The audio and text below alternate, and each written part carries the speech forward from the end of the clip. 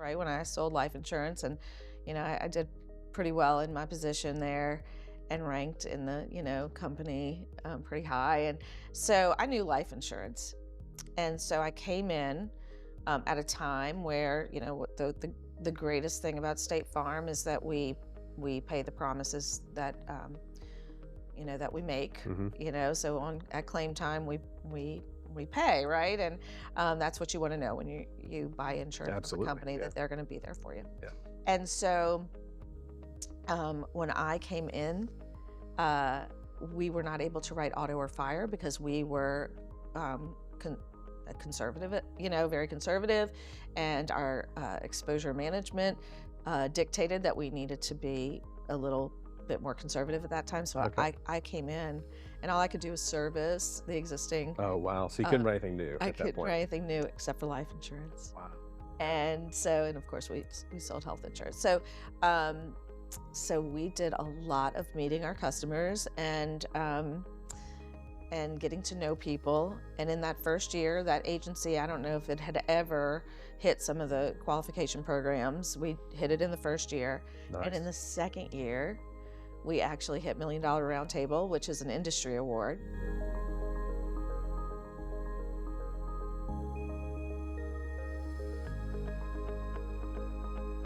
Welcome back to the LeaderPass podcast, where we spotlight leaders who not only excel in their professional domains, but also who deeply impact their communities. I'm your host, Jamie Minton, and today we're joined by a very special guest who embodies the spirit of both leadership and of service. I'm thrilled to introduce you to Alexis Ducorbier, a dedicated State Farm agent who's been a part of the State Farm family since 2003. Operating out of Hammond, Denham Springs, and Livingston in Louisiana, Alexis and her team aren't just about insurance.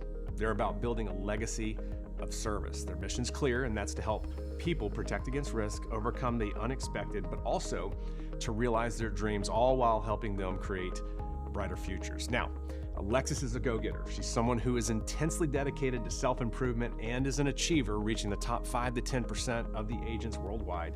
And when you consider that she has 3 offices, there aren't many women who've accomplished this, fewer than 10, I think. Today, we're going to explore her proactive approach to leadership, promoting a culture of excellence and empathy, essential to building a strong team. And moreover, we're going to talk about the importance of finding your unique ability as a leader, the keys to assembling an effective team, and really innovating strategies for branding through service in a very competitive landscape. So let's dive into our conversation with Alexis and uncover the strategies and her philosophies that have driven her exceptional career. So Alexis, it is awesome to have you here, and it's been a joy and a privilege to have you in LeaderPass Studios and helping you build like your internal training for your team and take all the things you know and all the things that you've learned from, 25 years or 20 years? Plus years now. Okay. Almost 25 in the insurance industry. Wow. Probably, I don't know, 30 plus in leading people, I would say. So you started when you were 10. 70. Exactly. I Yes. guess we shouldn't really talk about numbers, but a long time. Yes. A long time. Yes. I'm so excited to be in LeaderPass Studios, and it's just an amazing space. Thank you. Thank you. So excited. Well, it's all about the what you bring and the talent and how it can serve what you're doing. But let's talk about, did you straight out of school go straight into insurance, or what did you? No. So I graduated from Tulane with an English literature degree. And so everybody would ask me, "You're gonna be a teacher?" I'm like, "Heck no, I'm not gonna be a teacher." Yeah. Are you gonna be a writer? No, I don't. I really don't know what I'm gonna do. And so I kept my college job, and which was a medical job, which I wasn't gonna do that either, and had no clue. And a friend of mine's husband worked at Enterprise Rent a Car, and she said, "Why don't you try that? He really seems to enjoy it," and it was a super fun environment. So anyway, I went and I interviewed, and it was the best thing that could have ever happened to me. But funny story, I was scared to death to drive other people's cars. So did very little research for it. When my first day, I'm driving all of these cars around. I'm thinking, I don't know how I'm going to do this. Anyway, I got lost, had no sense of direction. So nice. You were in the right spot. Yeah, right. What was Enterprises? I remember them being heavy on training and bringing in dynamic people and having kind of a cool environment. Yeah, so their whole model is management development, right? Okay. So it's you go in as a trainee a management trainee, I think was the title, and you go and learn how to run an office. So I quickly got promoted and then you go to management assistant, and then Okay. you go to assistant manager, and then you go to manager. So I managed the Laplace branch, and then you move up and you manage a bigger branch, and then I managed the Hammond branch, funny enough. Yep. And then I managed the Canal Street branch, which was the biggest branch That's a big one. Yeah. in the whole group. It Wow. was the biggest one, yeah, Wow. So and most stressful for and sure. how many years total at Enterprise? Gosh, right under 4 maybe. Okay. Yeah. And did that, because I mean, I look at what you do now, and I know I'll jump around a little bit here, and I look at how invested you are into growing yourself and Mhm. becoming better. Is Mhm. that part of where that came from, or where did that desire um, come from? I think it's a desire for achievement, right? And so there was Mhm. always a goal. You always wanted, you wanted to be promoted. You wanted to get the bigger branch. You wanted to, it was very competitive. You wanted to make sure that your numbers were the best in the group. And so, whether that came from there or whether that's just always been inside of me, I Mhm. think it's just an achievement mindset. And then, because I don't think there was a whole lot of um, learning and development outside of what you just naturally got. Okay. Okay. I think that came later. Yeah. You just had the drive Yeah, to do it. I think so. Yeah. And then did you go straight from there, or what happened from Enterprise to? Okay, so Enterprise was the one of the best places ever, but we at that time it was really it was a hard job. Hmm. Women were in pantyhose and suits, Okay. washing cars if we needed to. It was just all hands on deck. Yeah. You might be out doing marketing, you might be washing a car, cleaning, a car, picking up a customer, and then there was still administrative work to be done. So I really, I think I always had work ethic, but I think my work ethic, was really solidified there, and so. You would be at work at 7 in the morning. You might leave at 7 in the evening, and it was before they did a lot of, comp time or Okay. made it, when they had to do things to recruit other people then um, that weren't willing to work crazy hours. Yeah. And I wanted to start a family. So I'd been Okay. married for a few years, and I thought to myself, gosh, if I stay here, I'll never be able to have any kind of quality of life with children. I Wow. think Enterprise has changed a lot since then. They've been bought out, and, they're a Change big, hands. huge company, It sure. sounds almost like learning entrepreneurship in a way, because if you're A having to hundred not keeping percent. track of hours and you're doing the Oh, everything yeah. from the car washing to the administrative stuff to talking to customers, yeah, that seems like Absolutely, and that was the most beautiful thing. It was really the most beautiful opportunity I could have had to own my own business because it really taught you all the things you needed to know without the capital. hmm You didn't have to yeah, have a capital investment. okay, You had to show up. Enterprise supplied all the money for everything, yeah, but you got bonused on your profit, and so it was a great learning experience that's for really sure. cool. Yeah. So from there to think about starting a family, you Yeah. left, knew you couldn't stay there Yeah. long term. So, so some friends of ours had opened a furniture company, and Todd, my husband, was working there, and they needed a sales manager. So they offered me a position. They recruited me to come in as sales manager. So it's really funny. So I started Enterprise um, with like not realizing I was going to drive other people's cars, right? uh, and the reason I didn't like to drive other people's cars is that I had wrecked somebody's car. Okay, well that's a pretty I good drove reason. it Yeah. into a building at UNO. Oh, nice, Yeah, nice. right. Okay, so a good reason why. Learning. Yeah. I was just learning, Had they and known. had they known, right? Thank goodness it wasn't on my record. So then I went to Georgia in furnishing, and I had absolutely no furniture experience Okay. or Let's design just jump on in. experience. Let's just You dive on into just the next dive on stage. in, Yes. Yeah. and but it was about people, right? It was about leading people and developing people, and all of these people had way more experience than I did Hmm. in design, and so that was interesting. An interesting dynamic at Enterprise. I led a group of young people Okay. who were hungry and energetic, and then I went to Georgian, where you had people who had very mature people Mhm. steeped in the furniture and design Been there for a business, while. and Yep. In yeah, that space. and I'm just this new young buck coming in thinking about ways to incentivize a whole different Wow. group of Different people. mentality. Yeah, but it was Completely. great. It was Yeah. really, again, just a great learning experience. It really kind of teaches you that it really doesn't matter the product if you understand how to connect with people, Hmm. and find out what's important to them. You can really do big things and lead them and develop them, That's no awesome. matter their age or education. So you were there for 5 years or a handful of years No, or more? probably right about 4 years, I Okay. guess. So your lesson 3 years, learned, and your yeah. lesson learned there was what? I mean, because you're basically taking that now into what will essentially be a very thriving business that you're in right now, based on these lessons, is what I've seen and heard you talk Yeah. about while you've been filming. So I think for me, I needed more opportunity for growth. okay, So when you're in a sometimes a small company, there's and you have big dreams. Sometimes you need to a pathway where you can see the yeah, opportunity. and that was, part of that leaving or part of that transitioning. Was it just a cold, hey, I'm out and I'm going to go jump into State Farm world, or what was the transition there, or did you Yeah. have a gap between? No, I had no gap. I have no gap. Yeah. And I learned a ton there, right? It was really great to experience. First, I experienced corporate America. Okay. Yep. Then I experienced small, mom pop. Yep. And so, but I was looking for a more an opportunity to sell, really. Hmm. And I had been in these leadership positions, and I thought, well, you know what? Now I just want to go sell. And so I really wanted to get into pharmaceutical sales, Okay. which is super funny because I'm so not a medicine taker. I'm And seeing a pattern here as you've just, well, the right, car don't really know thing, what the the furniture heck. thing. I Let's don't just know go do this. anything Yeah. about it, Yeah. right? And so, but I had trouble getting into pharmaceutical sales. And Okay. I think it was just, God's hand leading me a different Hmm. direction. And my sister-in-law was with claims at State Farm. Okay. And she said, you need to come work for this company. It's a great company.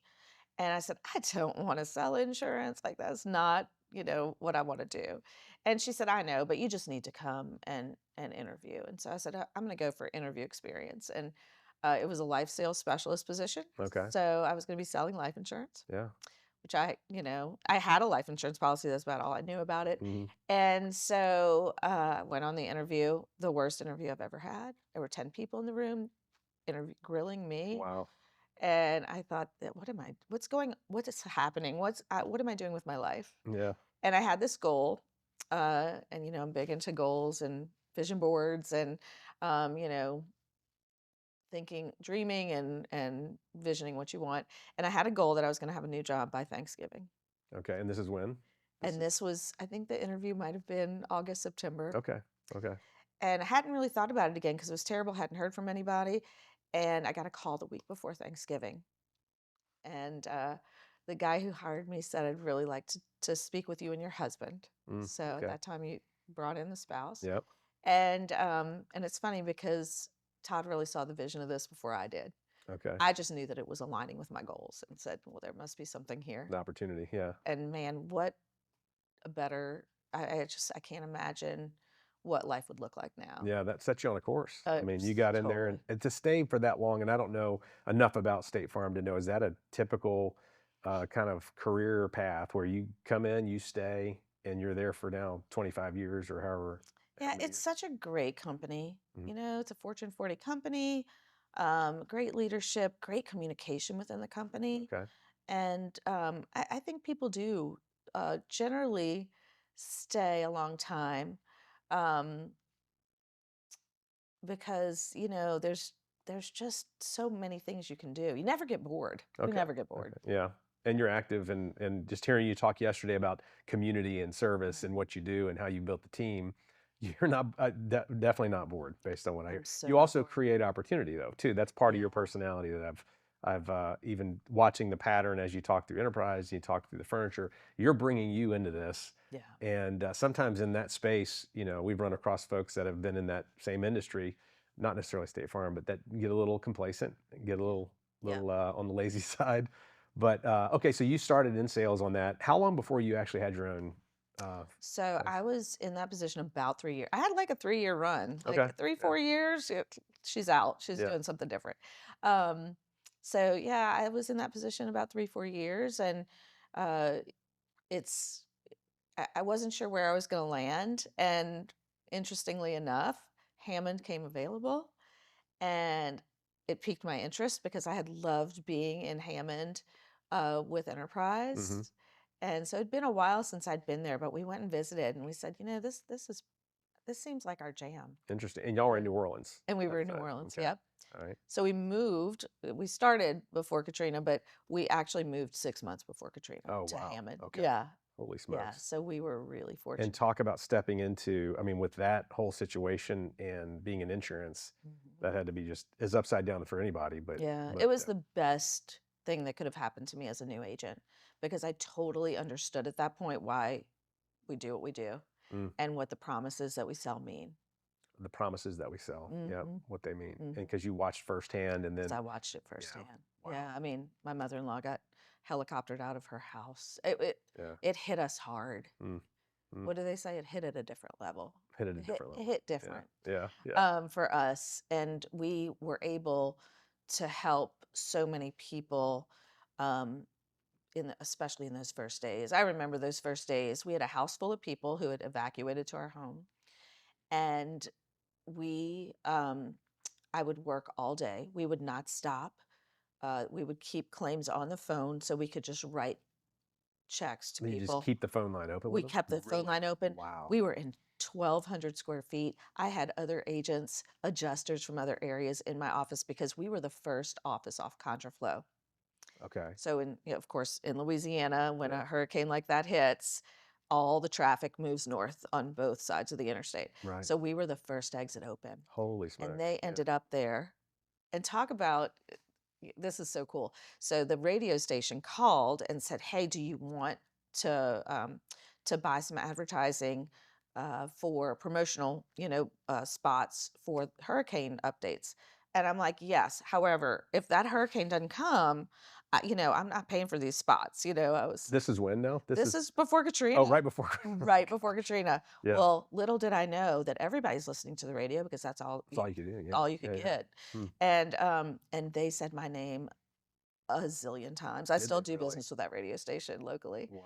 because it was impactful. Yeah. And so we would keep the lines open all day.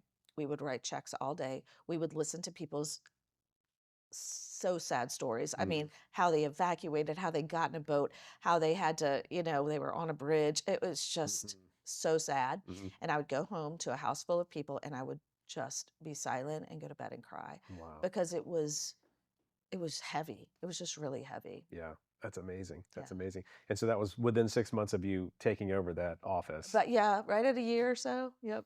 Yep. Pretty new. When you did that, do you inherit? I mean, this is once again, I don't know how this works. So Mm. tell me how it works with the existing employees or the existing team, or do you start over? Do you Yeah. inherit? How does that work? The cool thing about State Farm is that all the opportunities are different. Okay. Some people start with zero, right? Mhm. And they start with zero customers and zero team members, and they just build it.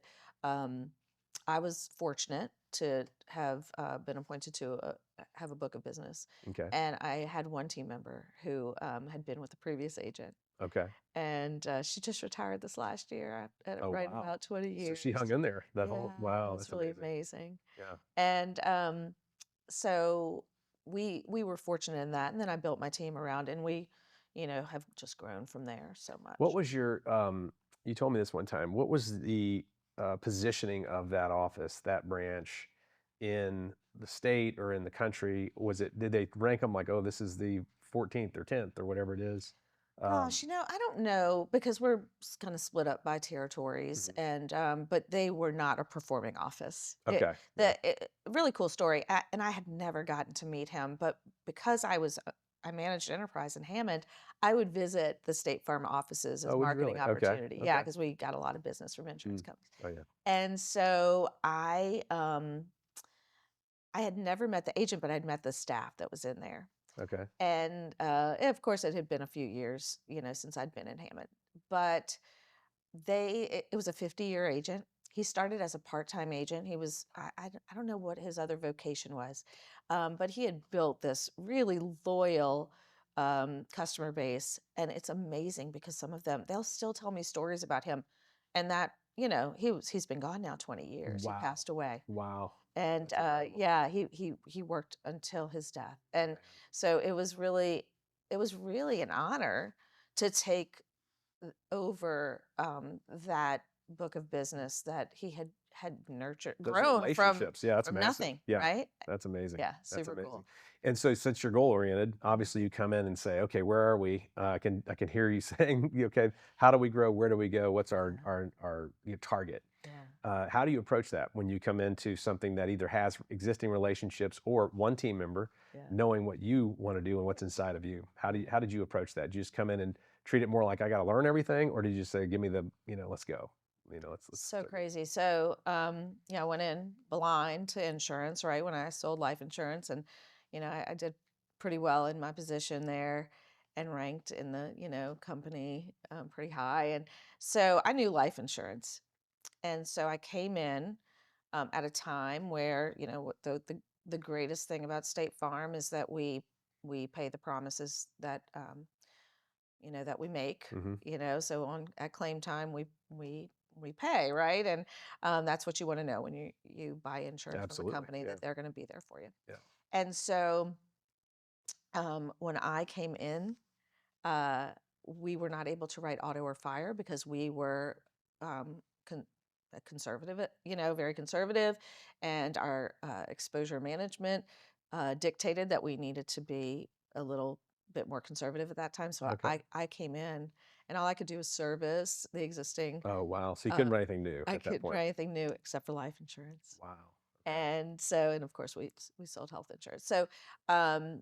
So we did a lot of meeting our customers and getting to know people. And in that first year, that agency, I don't know if it had ever hit some of the qualification programs. We hit it in the first year. And in Nice. the second year, we actually hit Million Dollar Roundtable, which is an industry award. Yeah, that's a big And deal. I was one of 4 agents in the state of Louisiana Hmm. who hit the highest program qualification that year, Wow. and MDRT, Million Dollar Roundtable. Wow. It wasn't That was really year a two. Year program. two That you was did? year two. It Wow. wasn't really a program. It was actually the year of Katrina. Oh, okay. Yeah, so Okay. I was an agent a year and a half when Katrina hit, Okay. and we were not on time for any of those programs.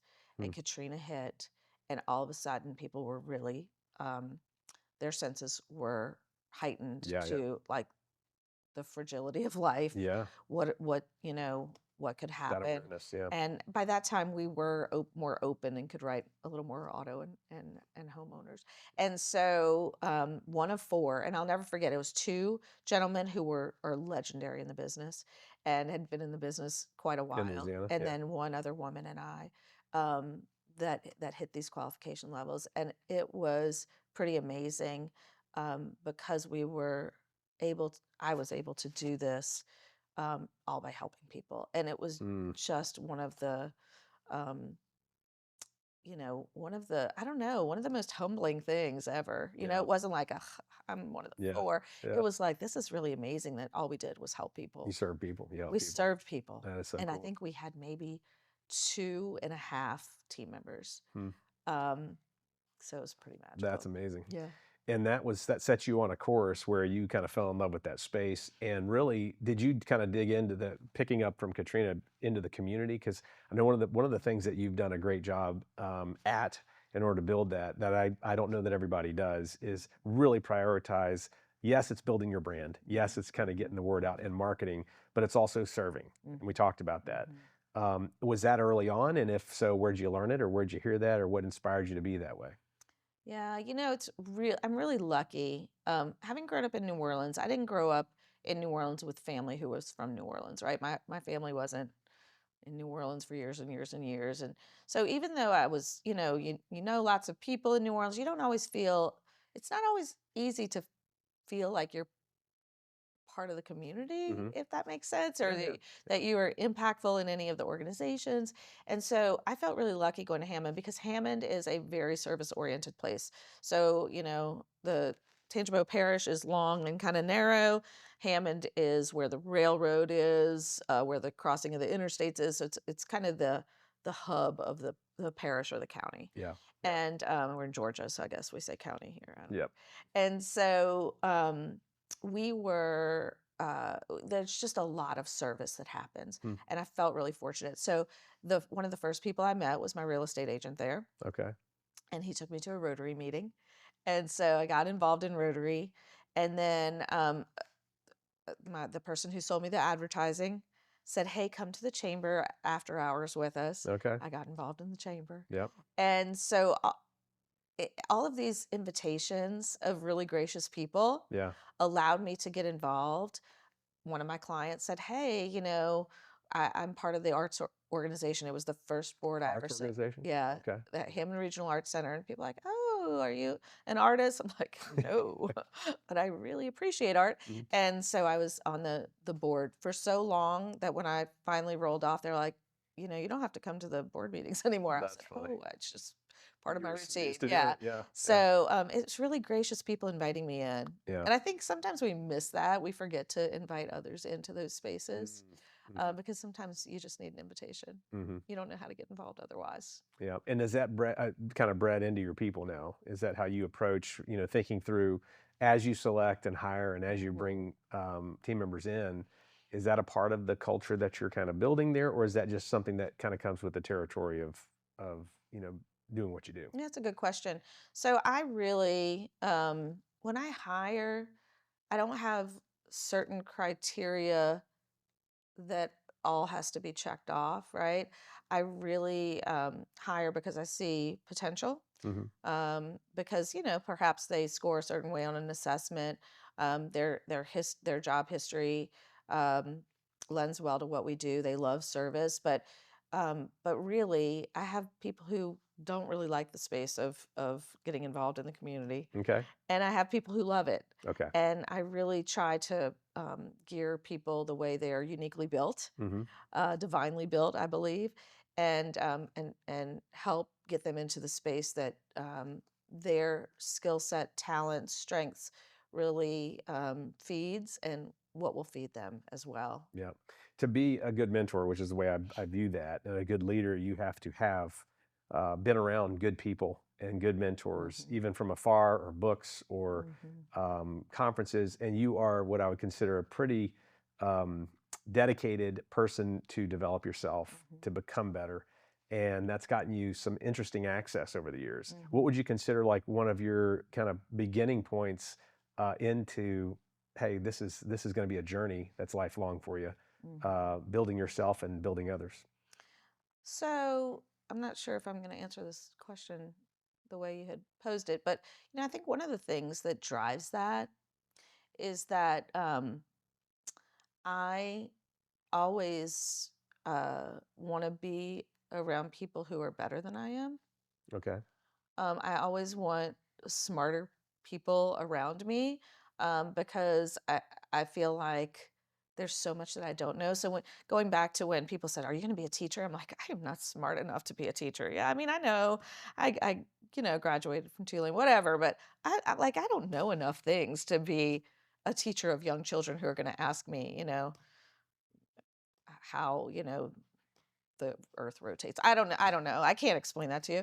I can read it from an encyclopedia or Google now. But Yeah. so I think for me, that drive to always develop came from a place of I don't know all the answers, so I'm going to make Mhm. sure I have people around me Okay. who know answers. And I always really have been curious. I think I've been curious about other people. I've been curious about what people do. I sort of feel like I should have been um, like a cultural anthropologist, because I really just love seeing what makes people tick, and what their history was and what makes it better. But anyway, Mhm. I know I'm like going off on a tangent there. Um, but I think that has driven me, and I guess I've always sought out mentors. And I had a great mentor when I started with State Farm. He had been in the life insurance business a long time, and he taught me so much. And I feel like I can pick those people along the way. Mhm. And I mean, even with you, and you're my BFF and your beautiful wife. I love being around people who you have different exposure to all these other things, all this leadership training that you have been through and done, and all Hmm. the reading that you've done. And I feel like it's probably why keep people up till past midnight, because I ask a lot of questions, and Want I to just learn? want to Yeah. know, Yeah. right? Yeah. But I think I've always just really craved learning from people, Yeah. Hmm. I think. Do you try to teach people that on your team and kind of share that side of who you are, or is it something that they just pick up because they're like, "Where's Alexis? Oh, she's at the next strategic coach, or she's in, she's going to Montana where you just got back from." Mm-hmm. Um, is it a hard and fast teaching that you say, "Hey, gang, watch, but this is why I do it," or do you not try to? I'm not saying you're preachy, but how do you approach I that? might be preachy. Maybe you are preachy. I might Yeah. be preachy. Yeah. I think they probably have like a book of quotables Okay. Okay. here she goes again with Hmm. XYZ. I always say that I'm not really a good teacher. I feel like I'm a much better coach. Okay. So I think that for me, I won't think of all the detail. Like I don't know how to start from um, A, but I can jump in at C. Okay. And Okay. so when situationally, especially if something's going on or somebody brings me something, I'll say, "Gosh, why don't you try this? Because it sounds like maybe this has gotten in your way up Yeah. till now." Okay. I don't know if that answered your Yeah, question. well, it's that's how you respond, and you're a great coach. Hmm. Do you teach your people? Yes, you do. It's probably just part of the Hmm. being around you. Yeah. So it wasn't necessarily a person that said, "Hey, Alexis, leaders are readers. You need to go do this," or "Hey, go to this conference." Who got you in that mode, or was it just literally something you sought out yourself? Yeah. Um, so, I think I have had experiences in the past. Did Amway for a spell, Hmm. right? So really learned the value of reading And personal growth. and Yeah, personal personal growth. growth. And I always was a reader, of course, of fiction. But then, Yeah. when I found all of the great, you know, development reading that was out there, that was really awesome. And then really just dug in my roles in with enterprise with George, and just how do I make it better? How do I make myself That's the better? achiever in How you. do Yeah. yeah, Yeah. make the Yeah. people around me better? Yeah. And then I qualified for Million Dollar Roundtable, and this is such a neat story. So um, I was at a chamber event in Hammond, and I met another guy, a guy who was a Prudential agent, and he said, "Hey, are you going to MDRT?" And I said, "Yes, this is the first time I'm going to MDRT." And he said, "Oh, I can't go this year, but if you see my friend Peter from Australia, tell him I said hi." I'm like, "Okay," because I have no idea the scale. Yeah. Clearly, I go into things without a whole lot of Right. information. Exactly. And so I have no idea the scale of MDRT. MDRT is a worldwide organization with people who qualify. You have to qualify to go. And I mean, every country is represented. Wow. It's Okay. That's unbelievable. huge. Yeah. It's huge. And so the first night they have a street fair. And so at this time, State Farm doesn't really recognize that there's not a whole lot of people qualifying in the space. And so I go, I don't know anybody there. And I go to the street fair because I'm like, "Oh, this will, be interesting. I'll see kind of what's going on." And I come upon a group of Aussies, and I pop in, and they're just having a blast, and they're talking. And I said, "Which one of you is Peter?" And Peter says, "I'm Peter." And I Hmm. said, "Oh, really? It's the Peter. No, really. It is the Peter of my friend Wow. who Wow. from Hammond, Louisiana." Yeah. And it was just crazy. So now Peter's my only friend there. Yep. And so I hang with Peter for, the rest of the street fair. And he introduces me to the people from Strategic Coach. Ah, okay. So he was your It connection was my to Dan. connection. Okay. I don't know that Okay. I ever would have found Strategic Coach until most recently when Dan Sullivan has been starting to publish books mass media wise, Yeah. right? Because I where don't, else would you? Because back then it was pretty much a word of mouth. I mean, I say that yeah, unless you were in yeah, circles for marketing or yeah. whatever. There were So big how long ago was financial this? When was this? services. This was This was '06. okay. Oh So a few six. years ago. Yeah. Wow. Oh, yeah. A few years ago. Yeah. And so Peter would fly in from Australia quarterly for a 1-day workshop. Seriously. Seriously. Wow. Which It spoke was volumes to that wanting to do that. impactful, and I'm like, Yeah. "What in the heck?" And at that point, my business was starting to take off. I had young kids. I had this need for growth and development and achievement, and I was spinning, really spinning. Wow. And I started Strategic Coach in '07, and it was the only thing that grounded me Really? once a quarter. Okay. What do you mean? You mean like just got you out of where you It were, got your me out of the environment kind day of to thing? day. Okay. It got me out of the, you know, my business was growing fast, Hmm. and I had, you're trying to bring in people to take care of the growth, right? To handle the growth, and with people comes lots of challenges, especially when, yeah, I'd managed people, but it was just a different dynamic Hmm. and in this business, and while you're running your own business, and this is the first time I'm responsible for all the money, Oh, right? okay. Yeah. I'm Yep. responsible for all the paying of the people, Yep. and it's a different dynamic when you're doing that. How did that do you remember any lesson from the very first one that you went to, or something that kind of really helped you at that moment? Yeah, at that time, I don't know if they still do it this way, but the first session you do entrepreneurial time management, Okay. Okay. and it really taught me about protecting my time, which I think was one of the most key things, especially when you're new in a business. I mean, you're cleaning the You're doing everything. toilets, Yeah. Yeah. you're out marketing, you're now I'm on boards, Mhm. right? Um, I think I was coming in as the chair of the Hammond Chamber Okay. in that very short period of time. Wow. I mean, so much. And I there was no protection of my time. So, Mm. who suffered? My family suffered. Mm. I suffered. Customers didn't suffer. Right. The community didn't suffer. And so I really learned those things, and I practice them today. Do you really? Yeah. The second thing I learned, which was probably the second session, um, was something called unique ability. And I really work hard to make my company work in a unique team type of way where you're really great at this. We are going to give you all the things that give you energy, Okay. not just stuff that you're good at. We call those excellent activities, all the things that are unique ability activities for you, to where you're not only good at them, really excellent at them, but they give you energy, and Give you energy. Yeah. kind of like a thank God it's Monday thing. Like, I get to go to work on Monday because, this is where I'm going to gain a lot of positive energy, and I'm going to do a lot of good things, and that's what we strive to Mm. create and continue. How do you, just on that note, how do you determine that? Like when you think about, I'm going to find or help someone figure out what their unique ability, or Yeah. do people know and you just got to say, hey, what is it, or ask a few questions? Yeah. So Strategic Coach has a great, you know, um, process for that.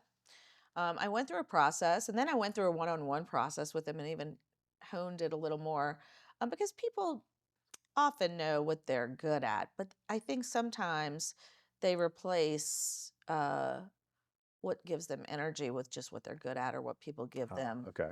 feedback on. Like, oh my gosh, you're so good at that. Yeah, but like, I hate my life right now. Like, I just would rather So it's take that a, energy piece yeah, that's really, it's the energy okay. piece that makes all the difference. And so what I do with my team is we do assessments. So we do the Colby assessment, Colby which I, assessment. Yep. talk about all Yep. the time. I'm Yep. certified in that, and Gallup Strengths. Okay. And I think those, Gallup strengths. uh-huh, Yep. it's Clifton Strengths. Yep. Gallup is who handles that now. Don Clifton was the guy who developed it, and I think they marry really nicely.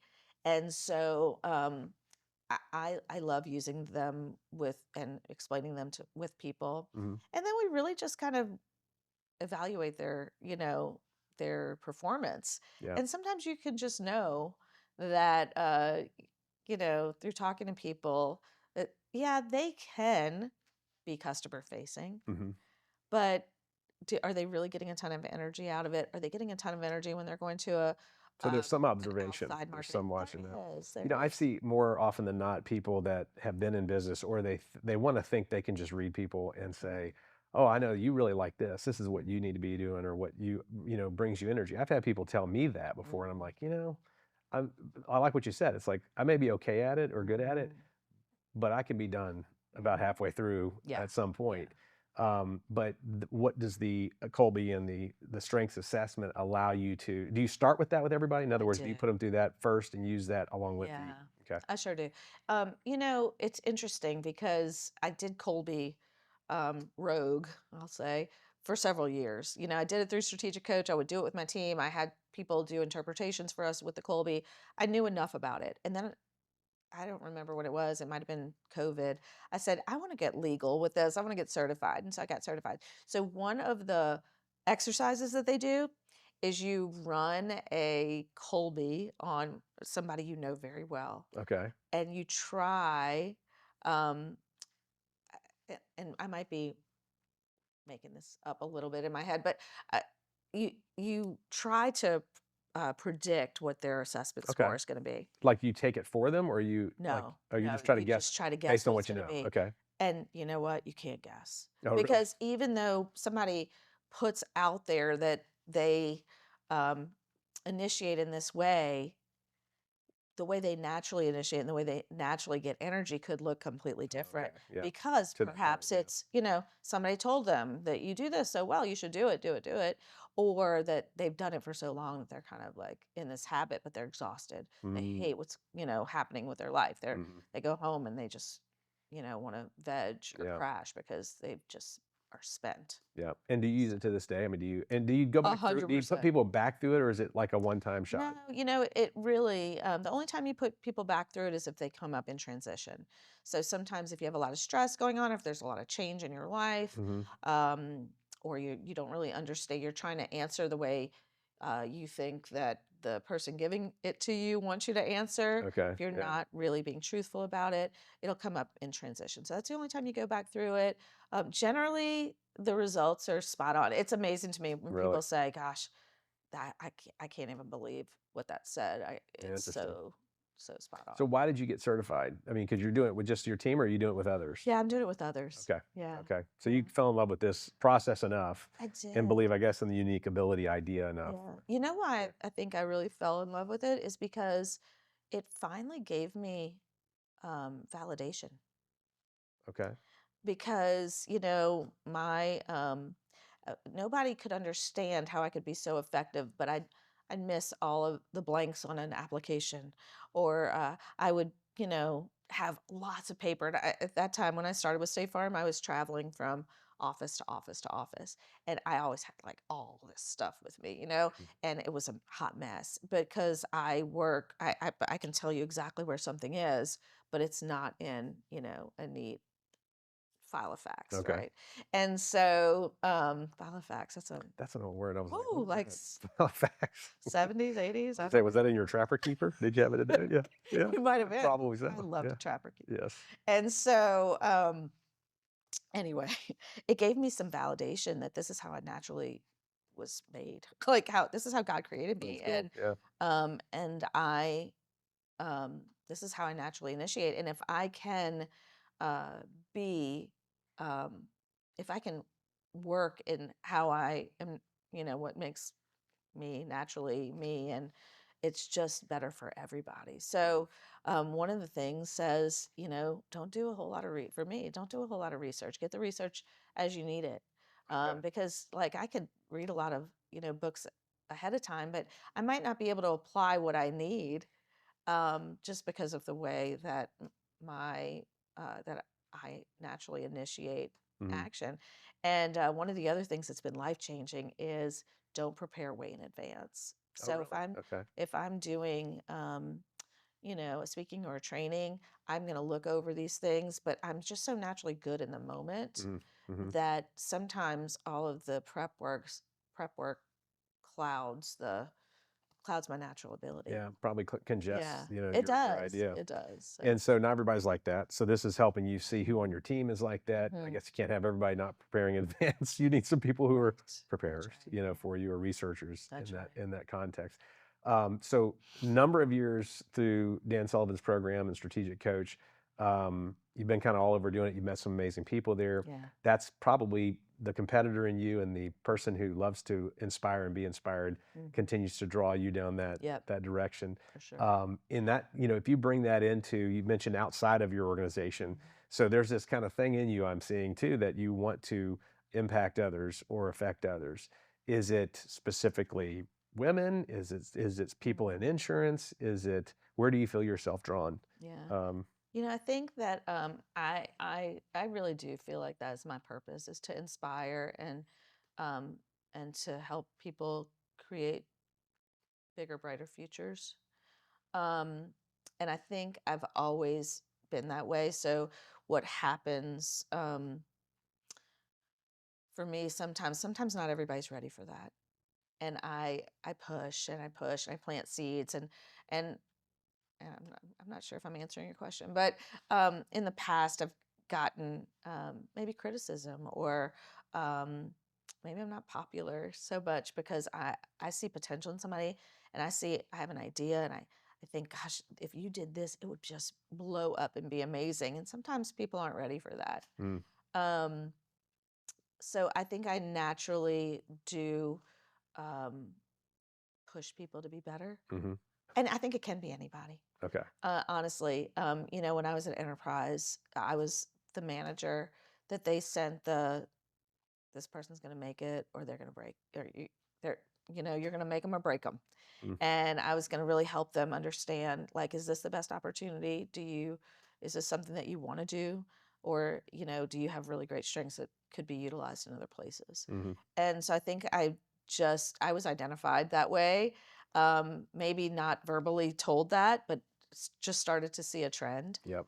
And I do think it's anybody. I do, I think that um, sometimes you naturally have a niche, right, with people. Um, and so, I'm going to be putting a retreat together, and that's going to be more women, I think, just because of naturally traveling together, and that Sure. I, Sure. I try to be really respectful of relationship and my husband, and Hmm. unless I did a couples event, Hmm. I probably it wouldn't be an all call. Yeah. Yeah. Um, but I do think that um, I think I've inspired both men, women, young, Okay. older. Yep. Yeah. Yep, and you enjoy it, and that's part of who you are, is what I'm hearing Yeah. you say. Let's talk about the women's retreat. Talk about, Yeah. I know you've been thinking about this, and Yeah. you've gone to plenty, so you kind of know, you know I what's am out in there. my retreat era Yeah, right now. yeah, Yeah, it's been really great. I've really done some cool things this year. yeah. Yeah, so we're putting something together near Nashville, and it's really going to it's a blank space, right? What I have found in doing a lot of small group kind of things with professional women, um, even at Strategic Coach, I think people at Strategic Coach are better at unplugging and having free days for the most part than a lot of people who have just been in this race of go go go go go. i Yeah, can't i yeah, can't stop. I can't get away. I couldn't possibly leave. I keep hitting the mic. I couldn't possibly leave my family for 2 days for you know just time for me. And I don't know, maybe because Todd is like, you need to go away. you need a Maybe break. I'm just so much You like need I'm a this. break, or he needs a break. Right, Yeah, somebody needs a break. yeah, yeah, The kids need, yeah. somebody needs a break. Too much energy sometimes is hard. So I've always been really good at that, and I can go. And for me, that blank space is where I get creative. Mm, It's where I recharge. It's where the ideas flood because sometimes it gets so noisy mhm. in our regular day to day that we just really can't think straight, honestly. And you work. It's that whole adage of you got to take time to work on your business, not just in your Mm, business. mhm. And I find that what happens to me, even when it's a completely personal retreat, not business related at all these incredible ideas of, what I want to be, have, and do Mhm. come to light, and how, like, how do I amplify the purpose that, Yeah. I've been charged with? So you're calling it blank space, meaning you're giving your brain and your heart time to unplug or be away or Mhm. be around. The idea of a retreat to me sounds like you're going to have a group of people there. Is there going to be some training, teaching, or limited or combination, Yeah, small group, or what's the idea? there's going to be some loose training. I think we'll have some inspirational people, Hmm. some really cool experiential things Okay. that lend to uh, leadership, but in nature. I'll just Okay. kind of like throw that out there. Hmm. So it's really a beautiful way just to have exposure to ideas and things Hmm.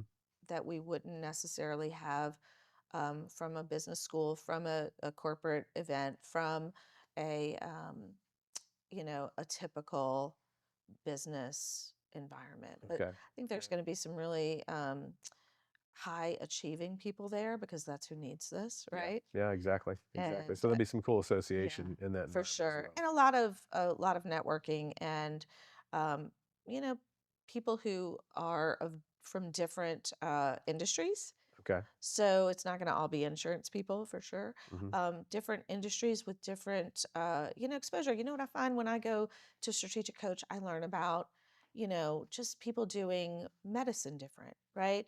And doing business completely different. And even your typical retail stores, what they're doing differently uh, to take it next level because we're in this constantly changing world. Yeah. And if we're just doing things the way we've always done them, we we might get left behind a little bit, Right. you know. To accomplish the blank space idea or that retreat or that opportunity for it, I know there's a certain amount of time that you're like coming off the momentum of life. Hmm. How are you going to do like a one night or are you going to do a couple of nights or have you decided yet? Yeah, I think it's going to be a 2 to 3 night. Okay. We're firming that up right now. Hmm. It might be a 2 night with programming, some programming. It's not going to be full schedule, but some programming with a third night option. Okay. Is Because that for that sometimes, reason? Is that yeah. yeah, I think for me, Hmm. sometimes I like the association, and then I just like a day Mm. where it's just really, I can just be completely alone and not have any FOMO of like, what's everybody else doing? Yeah. Do I want to be out there too? Yeah. And that also probably, and I don't know if you've done that or not, but have you led anything like that formally? I know you've been a part of different groups and you Yeah. contribute, but is this the first time you've said, all right, I'm going to take kind of the best of what I've seen and what I know I need as an achiever, as an Yeah. executive? It's the first time you've done that? It's pretty interesting because I've put a lot of study groups together. So I Okay. started a State Farm agent study group with with a fellow agent, and it was a small group, same kind of number. But when I tell you, I'd pack an agenda. I'm like, we need to get all the stuff we can from everybody, Hmm. and we're packing this agenda and cool experiences too. Mm. And then I don't know if it's just age and maturity, or just really realizing that, hold on, there's a whole lot of value that we can get from some of this quiet time, Mm. blank space, unplugging, different type of experiences. Don't have to be locked up in a room, for half a day to get impact. Yeah. And the way I saw some of it, I would just, because I can work, I can go hard all Mm. day, every day, and what I was finding was some of my participants were fading, and they're just like, I Some of need the to get attendees out. of like Yeah, the study of the groups, study group. They're like, like, are we supposed to be studying? Yeah. like Is there I time to be? I Yeah. need some down. I like, can we just go shopping? And I'm like, shopping, Yeah. Gotta make it happen. right? Yeah. So, I've learned a lot along the way, That's and cool. then experiencing it myself and getting to that place where I've accomplished a lot. Let me really celebrate what's been accomplished. Hmm. Where do I want to go from here? What do I need to take that was useful? Hmm. And what do I need to leave behind? So I think there's also going to be some great tools that come out of it that That's awesome. that people can use or not use. Yep. Hmm. Speaking of accomplishing, you've gone from one office Hmm. to two office. And what's the acronym for that? MOA. We have a MOA. lot What of is it? Yeah, you've got some acronyms. acronyms We in do. that I'm company. so good at So what decoding. does it stand for? Multi-office agent. Multi-office Yeah. agent. It's it Yeah. it was a concept. State Farm's been around for 100 years, Mm. right? 100 plus years now, and so Um, this MOA concept is really only, started probably midway through my career, maybe 10 years ago. I don't know Okay. exactly, but and perhaps they'd have a really rural agent who might have a satellite location. Well, then what they started to see was that successful agents could replicate systems Okay. and Meaning what they did to be to be successful. successful Yep. and then take it to another Yep. location. And State Farm has really always, you've had your good neighbor State Farm agent, right? Mm-hmm. And you had that good neighbor. So I think for a long time there, how could you possibly, have this two agency deal? And other companies have done that model, right? So I guess I don't know. Maybe they had a spell where there were maybe some hires that weren't great, and so they said, okay, we need to stick somebody here. I don't know how it developed, but I'm Yep. just the beneficiary of it. Cool. And so yeah, we opened the second in 2020 Okay. Wow. January. Okay. Right. um Crazy, our space was not quite ready, so we had an RV that, that we So you did. operated out of for a few weeks till we were ready. We had our grand opening ribbon cutting on Valentine's Day. Wow. Closing in on COVID there. Yeah. Yeah. And then in March, I got one of my career highs was a call from our chief agency officer on my cell phone, which is either, like a really bad call or a Oh, yeah. really good call. Okay. And I got invited to be on the main stage for one of our signature event. That it's a qualification event, and it was really unbelievable that ask. And I think in the same call, I said, "Hey, what are we thinking about? What's going on?" He said, "Alexis, I really don't know. We're watching it closely." Well, I opened in a mall in 2020, and then life shut down in March, Wow. and Wow. it was really crazy, right? Everybody knows it's crazy. Yeah. But the great thing is we were what was the term? A necessary business, but I can't remember the term. Necessary. Essential. Essential. Yeah. Yeah, we were essential, so Yeah. we could operate. We had to operate, right? Yeah. Yeah. And we started with one person in each office with locked doors. And then, it was really interesting. I had team members I have team members who love people, and they said it is not good for one day I come in and there's a bunch of people there. I'm like, what are you doing? And they said it's not good for my mental health to be home anymore. I need to be So here. they came in. And Wow. they came in. Wow.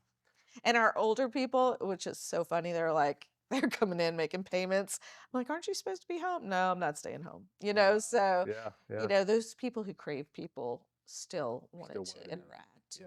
And so that was a pretty interesting year, but we did great things, right? We still qualified for programs. We still made things happen. Nice. And I have, an incredible team member who really was the crux of that location. Mm. And then yeah, we got the opportunity. There was a retiring agent kind of right in the middle. So if you picture Hammond here and you go down the I-12 to Denham Springs, over here there's an agent right in the middle in Livingston who retired, and Which would be number 3. Number 3. So you've got And that 3. was, I don't even remember when that was. Was that December of 22? I guess so. But you know what's good is that your first November. office, you had 6 months later, you had a hurricane. Yeah. Yeah. Second office, Yeah.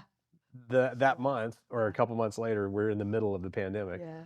So I'm glad to hear that. I can't think of anything that happened after your third one. If No. you can't remember when it was, that's actually a good sign. Yeah, it's a good But sign. you're balancing now 3 separate offices, 3 separate teams. I guess, is that how it works? You have teams at each one? I have team members at each one, Okay. but we have a really a corporate model where we have a person who really makes sure that all the things happen at all 3. Okay. That everybody has what they need, and Mhm. that there's people on the floor and they have their resources. And then we have a team lead over sales, and we have a team lead over customer care. Okay. And That's interacting between the 3 it's communities, interactive, essentially. and it's an amazing model. We love it. It's Not everybody can do that. No. If you've got one, word on the street is it doesn't mean that you can just boom, let's take on another one. Oh no. It's kind of reminds me of performers who are great salespeople but terrible leaders of salespeople. Happens. But what would you attribute? Like, how have you been able to do it? Like, if you're So I think I came in because I think probably because I had led other teams, okay. that I came in a very CEO model way.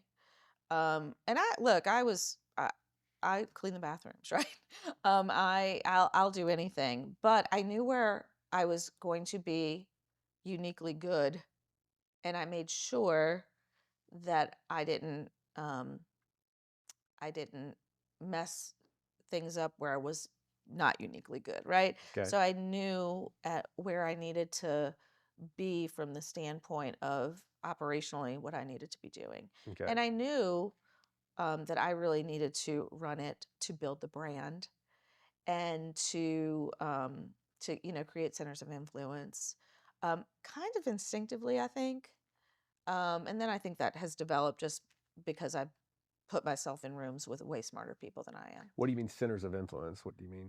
People who, were A, smarter than me and who could mentor me, Mm-hmm. B, who, were just connected in the community. Okay. Yeah. Okay. So one of my very dear friends is he is, he is really kind of the go-to in the community of I want to start an organization, or how do I work through this organization. He was the chair of the chamber when I was coming in Okay. as So, but the deeply rooted yeah, and understands it. Yeah. totally understand, and such a gift to me because he really he's kind of my sounding board, and this makes sense, or this isn't a fight that needs to be fought. Mm. It's And important, sometimes important role. a In life. really Yeah. important role, really Yeah. important lessons too, right? Yeah. So I think I instinctively did that. And I think that because I had that CEO mindset, it's this is, while it's not easy and it's a lot of moving parts, I think for me it's just where I'm naturally gifted. Mm-hmm. Not everybody can do it. I know of agents who have given these up before Mm-hmm. because they Too they much. Couldn't succeed. they want to be too hands-on, and Yep. they need to touch everything, and it feels a little too out of control for them. Is there something that you could duplicate, because you said it's partially who you are, clearly. What would you say that is, because I heard you say the word process and system a minute ago. Structure and systems. Okay, so what would be like a easy way of saying, or a way to look at how you built that in order to run those three things? Part of it is knowing who you are and having good mentors and having good people. Structure and system means what? Yeah. So I think the operational structure that you decide to go with is super important. Okay. I think before that, even establishing your core values is crucial, Mm. and really operating by the Is that core separate values. of the corporate, or in alignment with it? Or when you say establish yours, you mean Well, your?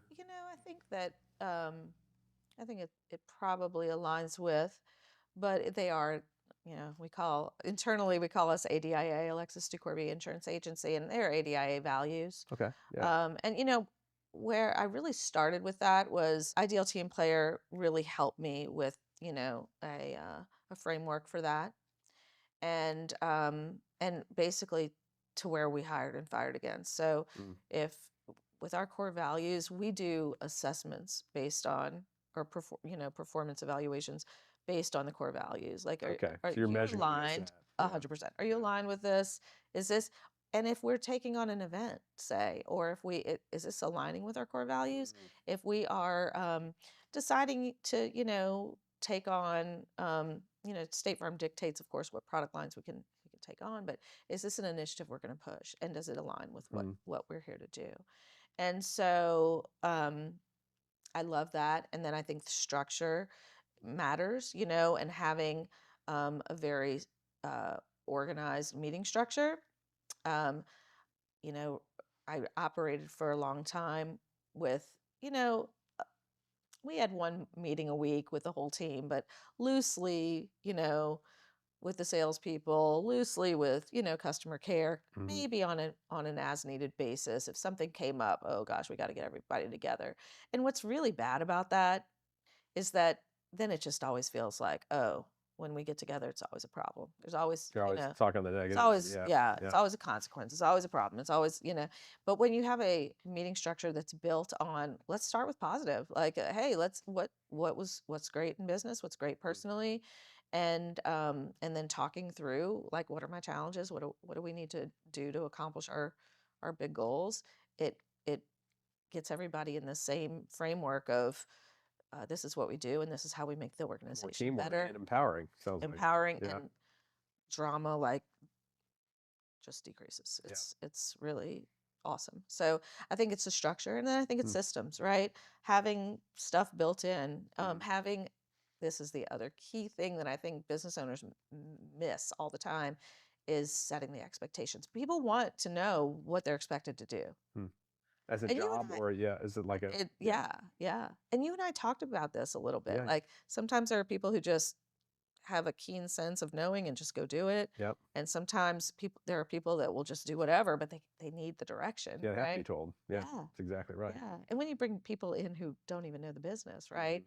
They need those expectations. So I think that's a huge thing. And then managing to the expectations. How have I know you said recently, as recent as maybe yesterday, I heard you say that you've got some team members now that you're entrusting some big responsibilities, such Mm, as potentially hiring or letting some people go, mhm. or and I'm not remembering exactly what it is. Yeah. If that's the case, what is that? And then how do you get to that point? Like, why do you like as a leader in the CEO mentality? That seems like a pretty big deal. Hmm. How have you? How you? Especially if a small business, Exactly. Yeah, right? you Big think business, it happens happens all all the the time. time, Yeah, right? but in this, We're sort of mom and size. pop in a Yeah. corporate structure. Yeah. Yeah, I think that really trusting, people. We talk about it before it happens, right? Okay. Good So, dialogue. Okay. there's performance improvement plans. People understand it's not just a, hey, It's not a whim. Yeah. you're out because I didn't like how you Hmm. said that to a customer. It's really a process that's built in. Okay. This is what we're going to do. We're going to have this conversation, then we're going to have another conversation, and then Hmm. if these conversations don't work and nothing improves, then this is what's going to happen.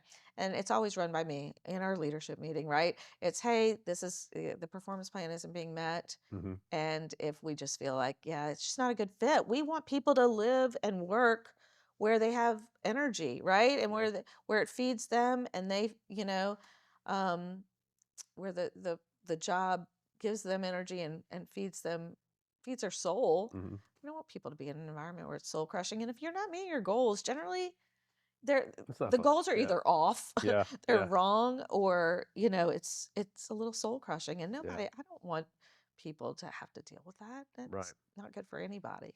Well, I love the process system or the method that you just described. And it's what I love about what you're doing right now for your team by building Yeah. your platform, your training platform. And I think about how even as we were blueprinting out your outline and you're going through, okay, this is the stuff that, when I'm not talking about what you're training the public and all that, I'm talking about your team. Hmm. This is the stuff that I want my team to know Yeah. and Yeah. laying that out. And we were laughing yesterday as you're doing it. You kept looking over, going, "This is so basic. Am I teaching too basic of stuff?" But it is amazing how if how few people, how few Hmm. small businesses or large businesses really take the time to create a true onboarding Hmm. or training moment where you talked about ADIA's philosophy, your Hmm. sales philosophy. You talked about how to make a phone call. You talked about how to deal with rejection or how to handle claims. Hmm. And as I'm hearing you do this, I think about 20 years, if you hire somebody or if you've got somebody that needs to be retrained, you are the one that has to go in there and do that over and over and over. And so what I love about seeing this come together for you is you're getting everything that's kind of in here and all this experience down in a very simple way to understand it. Yeah. So you don't have to have 20 years to understand it. You can walk in brand new Mm. and go, that's our fearless leader. When they see you, you're the face, which I love too, because especially if you're bebopping around three Mhm. different locations, you probably don't get to see your team much. Mhm. They may not get to eyeball you Yeah. as much or Yep. hear you teach that. So I really do love how you've done that. But talk about how you've had to approach that because you had to stop and articulate this is what we teach and what we need to do. Mhm. Part of it you were already doing maybe in person or in meetings, but watching that go down is really cool. And you Yeah. end up with these, brief moments or micro lessons that allow someone to even go back to, Yep. you know. Well, first of all, let me just say that I'm really grateful that in our friendship and conversations we talk about this, and you bringing that up. Oh my gosh, that's brilliant! And why haven't I thought of that before? But thankfully, I have great people in my life. So, and you're just so gifted at really helping drill down that information. So, I'm really grateful for that. A couple things though, and when you were talking, my brain was going. A couple things happen. I think sometimes we think that we communicate something clearly and we don't. Hmm. Or we did it for this person, but then 2 new people started and we thought we did it because we just did it, but we didn't really do They it. didn't hear it. They didn't hear it, and then, even though you said it, like it blows my mind. Somebody will say such and blah, blah, blah, whatever, I'm like, I know we talked about this, but there's a lot going on, especially when a new team member starts, right? We sell 100 different products and services. There's a lot of complexity to our business because everybody's different. It's not cookie cutter. Mm. So I used to work at Foot Locker in high school. Did you work Yeah, at I know Yeah, Foot Locker. I I think know a Foot bunch of Locker. us worked at Foot Locker. And so um, there's very basic things you have to know. You have to know where to go and get the shoe. You'd have to know how to look at the SKU, the stock number. I worked the counter. They called me the queen of the counter sale because I could ring people up and upsell those, shoe cleaners. I sold so many shoe cleaners. Yeah. Yeah. And so I wasn't really good at getting to the top shelf because, I'm a little limited there. But there's very few things you need to know. You need to know how to greet a customer as soon as they walk in the door. You need to know how to ring them up. You need to know how to bring them the shoe that fits or bring a couple different, it's basic. Basics, yeah. Ours is a lot. It's just a lot. And it's really overwhelming to know.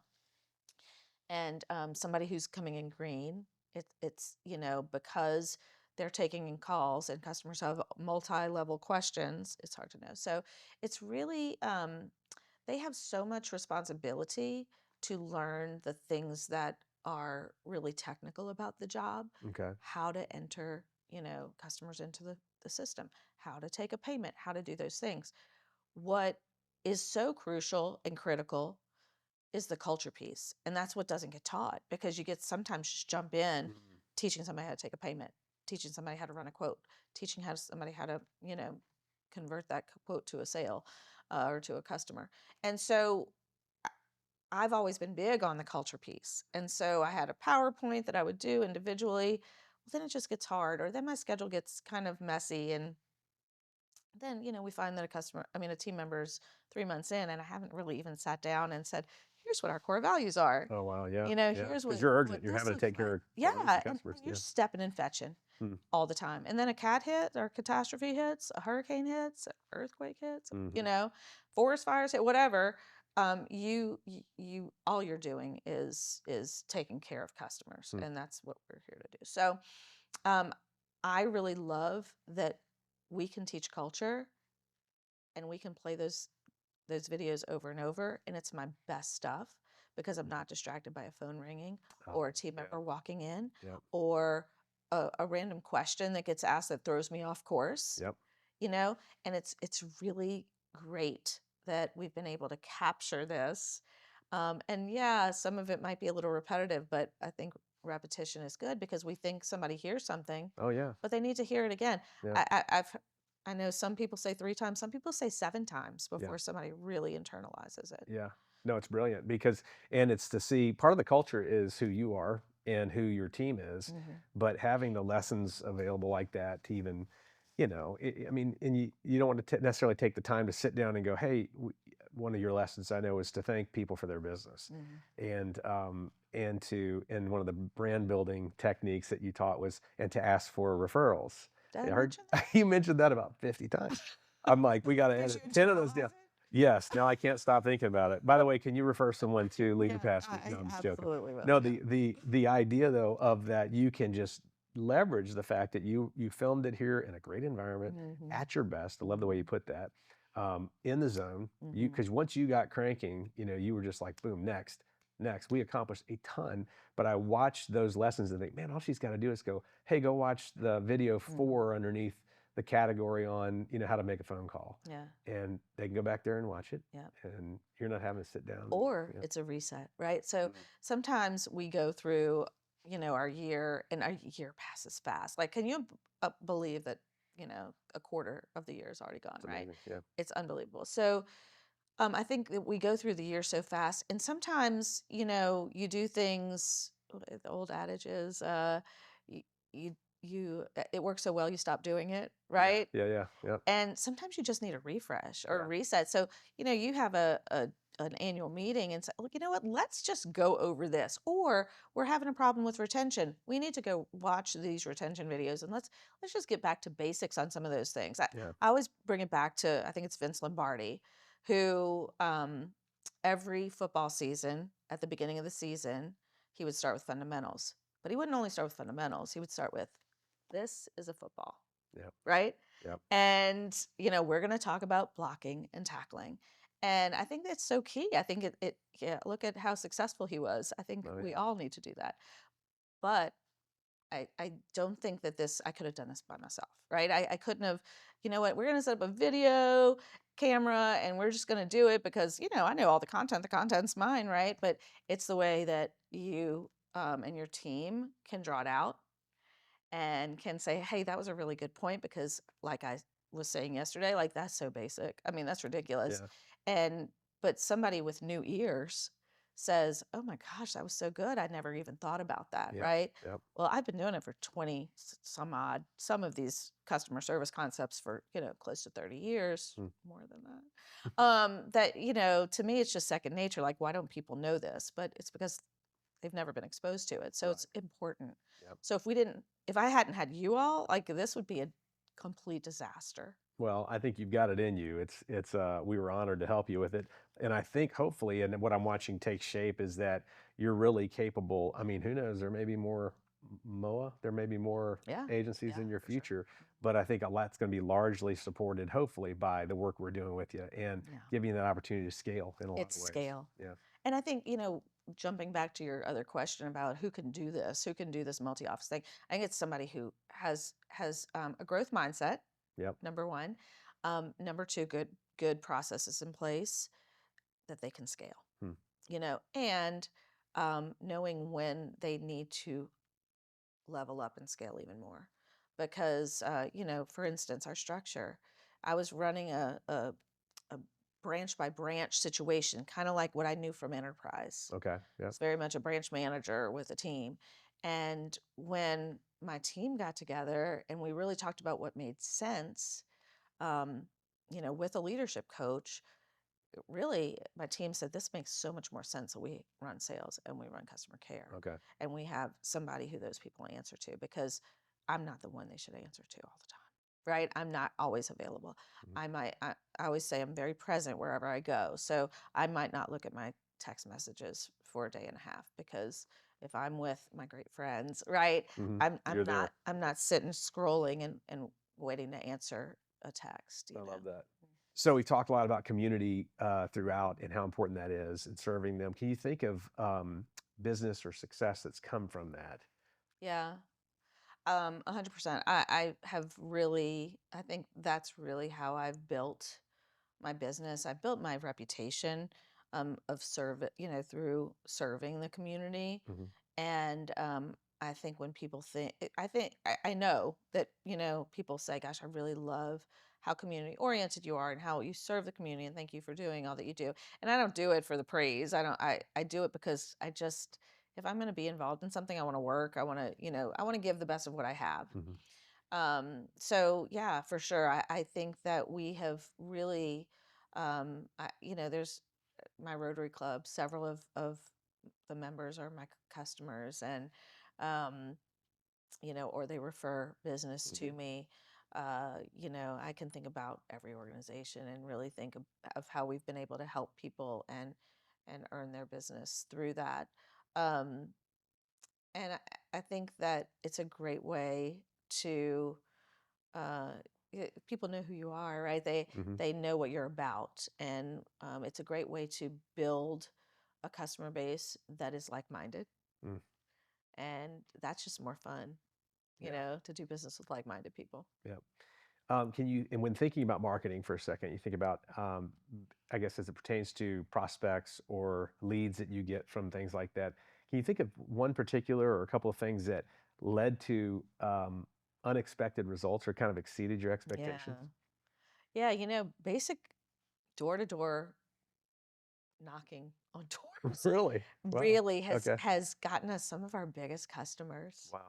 And Wow. that's super cool, right? Just going really, targeting like, okay, we're going to go and target, you know, beauty shops or retail stores, or, going categorically to places, or going to a geographical area, and just, oh, who owns this? Who are you affiliated with? And then leading to some of our biggest and most loyal customers. It's been pretty amazing. That's awesome. Yeah. So your team does that, or you teach your team Yeah, to, we yeah. do. We try to make visits. That whole door to door thing has gotten a little different, right? From 20 years ago. Yep. So we certainly are careful. We love to go to businesses, though. Some of the fun things that we do is one of the craziest things that we did when we celebrated 20 years. I was at an event all day, and my team got a big head. You know what big head Oh, yeah, yeah. is? Yeah, like of my picture with a party hat on that says 20, and in an old picture Oh, that maybe I nice. looked like I was 20. I Yeah, don't know. yeah. And they brought it around town to some of our customers and some of the people we would love to earn it, their business, and took pictures with my big head. No, Oh, it's awesome. that's hilarious. And we live in a smallish town, and it's just fun. Yeah. So we really try and do fun things. We really try and celebrate. CPA's big day will be coming up next week, soon, and so we might bring lunch to them, and do things to not only let them know we appreciate them, but also, we'd love to earn their business. Yep. Yeah. That's awesome. Well, I know you're not going to stop charging the hill. I know you're not going to stop. The achiever in you is going to continue. The personal growth, professional development person that you are is going to continue, and you're going to continue to inspire.